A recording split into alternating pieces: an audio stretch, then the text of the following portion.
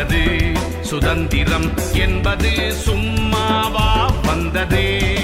பிளாசி முதல் செங்கோட்டை வரை உரை ஓவியம். சுதந்திரம் என்பது சும்மாவா வந்தது.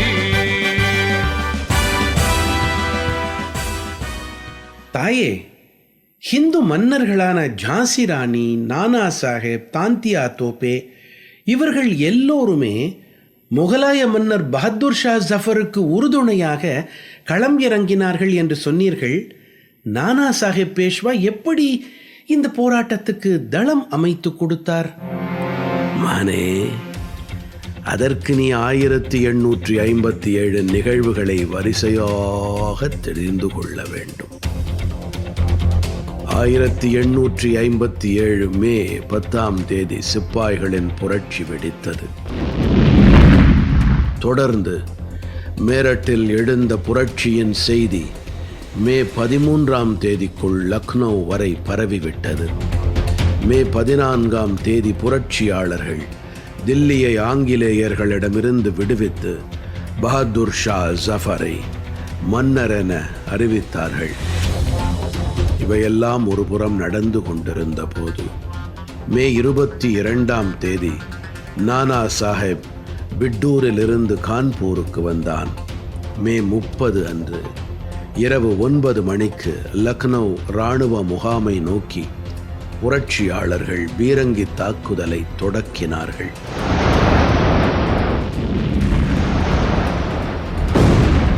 முதலாக 71ஆம் எண் சிப்பாய்களின் படை ஆங்கிலேயர் மீது துப்பாக்கிச் சூடு நடத்தியது. ஆங்கிலேயரின் பங்களாக்கள், முகாம்கள், கட்டடங்கள் எல்லாம் தாக்குதலுக்கு இலக்காயின. கண்ணில் தென்பட்ட ஐரோப்பியரை அந்த சிப்பாய்கள் சுட்டுக் கொன்றார்கள். பிரிட்டிஷ் தளபதி பென்ஹானே லாரன்ஸ் ஆங்கிலேயர் படையணி எண் 7 சுதேசி குதிரை படைகளுடன் புரட்சிக்காரர்களை ஒடுக்க முன்னேறினான். ஆனால் நடுவழியிலேயே அந்த சுதேசி படையணி யூனியன் ஜாக் கொடியை வீசி எறிந்துவிட்டு புரட்சி வீரர்களுடன் சேர்ந்து கொண்டது. தளபதி லாரன்ஸ் ஆங்கிலேய படை வீரர்களுடன் சேர்ந்து கொண்டு அச்சத்தில் பின்வாங்கி கோட்டைக்குள் தஞ்சம் புகுந்தான். மே 31 அன்று 7ஆம் எண் குதிரைப்படை வீரர்களை பின்பற்றி 48ஆம் எண், 71ஆம் எண் இந்திய காலாட்படை அணிகளும் கம்பெனியின் கொடியை தீயிட்டு பொசுக்கிவிட்டு புரட்சியாளர்களுடன் சேர்ந்து கொண்டார்கள். தொடர்ந்து சீதாப்பூர் படைகளில் 3 பட்டாலியன்களைச் சேர்ந்த சிப்பாய்களும் புரட்சிக்கு ஆதரவு தெரிவித்து கம்பெனியின் கொடியை தூக்கி எறிந்தார்கள். அந்த கிளர்ச்சியில் ஆங்கிலேயர்கள் பலர் கொல்லப்பட்டார்கள். எஞ்சியவர்கள் ஓடி ஒளிந்தார்கள். சீதாப்பூர் ஆங்கிலேயரிடம் இருந்து விடுவிக்கப்பட்டது. அதைத் தொடர்ந்து ஃபரூகாபாத் விடுவிக்கப்பட்டது. அலிகட், மைன்புரி, இட்டாவா, நக்கீராபாத், ருஹில்கண்ட், பரேலி, ஷஜஹாம்பூர், பதாயூன், முராதாபாத் நகரங்கள் மே 31க்குள் விடுதலை அடைந்தன. ஜூன் 10 மெஹம்மதி, மாலன், கோண்டா, ஷஜாயிச், சிககோஹா, மேலாப்பூர் நகரங்கள் ஆங்கிலேயர்களின் பிடியில் இருந்து விடுவிக்கப்பட்டன. இதற்கெல்லாம் காரணகர்த்தாவாக திகழ்ந்தான் நானா சாஹேப் பேஷ்வா. அதனால்தான் நானா மீது கம்பெனி அரசு பெரும் ஆத்திரம் கொண்டது. அவனை எப்படியாவது பிடித்து தூக்கில் போட்டுவிட துடித்தது. ஆனால் அவனை கடைசி வரை ஆங்கிலேய ஆட்சியாளர்களால் பிடிக்க முடியவில்லை. நானா சாஹேப் பேஷ்வாவின் வீர சாகச கதைகளை அவர்களால் அறிந்து கொள்ளவும் முடியவில்லை. கான்பூர் இராணுவ முகாம்களில் இருந்த பெரும்பாலான வீரர்கள் கொல்லப்பட்டார்கள்.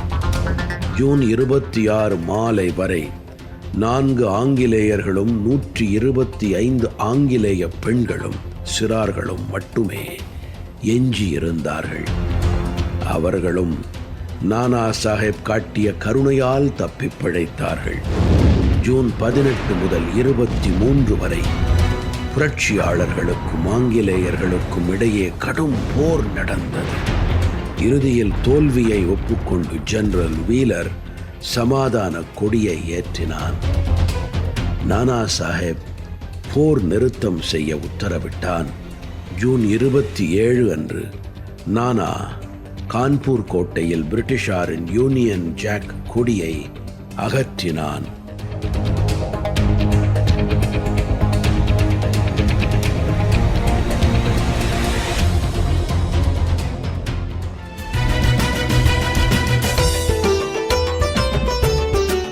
பிளாசி முதல் செங்கோட்டை வரை உரை ஓவியம் கேட்டீர்கள். ஆசி கூறி வாழ்த்திடவே அஞ்சிடுவார் பெரியோர், மாசு பேசி மயக்கிடவே முனைந்து நிற்கும் சுற்றம். இருந்த போதும் லட்சியத்தில் வீறு நடை போட்டு இன்னுயிரை தந்தவர்கள் எத்தனையோ எத்தனை. படைப்பு சென்னை வானொலி நிலையம்.